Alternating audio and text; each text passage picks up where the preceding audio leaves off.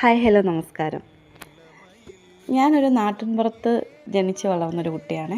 അപ്പം ഞങ്ങളുടെ വീടിൻ്റെ തൊട്ടപ്പുറമെന്ന് വെച്ച് കഴിഞ്ഞാൽ ഒരു മുരുകൻ്റെ ക്ഷേത്രമൊക്കെ ഉണ്ട്. അപ്പം നമ്മൾ ഒരു ദിവസം തുടങ്ങുന്നത് തന്നെ എൻ്റെ മുരുക എന്നുള്ള ഒരു പ്രാർത്ഥനയോട് കൂടിയിട്ടാണ് ഒരു ദിവസം തുടങ്ങുന്നത്.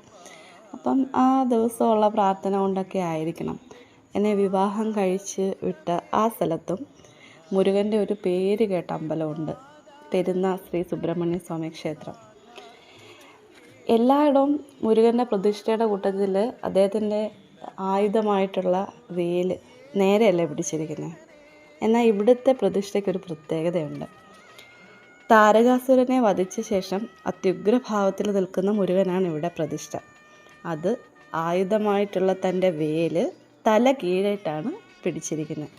തല കീഴായിട്ട് പിടിച്ചിരിക്കുന്ന വേലുമായിട്ട് ഒരു ദിവസം ഞാനവിടെ തൊഴാനായിട്ട് പോയപ്പോഴത്തേക്കിനും ഭഗവാനെ ഇങ്ങനെ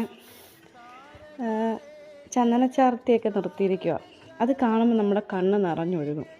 ആ ഒരു ഭക്തി നമ്മളിലേക്ക് അറിയാതെ ഇങ്ങനെ സന്തോഷം കൊണ്ട് നമ്മുടെ കണ്ണ് നിറയാന്ന് പറയത്തില്ലേ, ആ ഒരവസ്ഥ നിങ്ങൾക്കുണ്ടായിട്ടുണ്ടോ?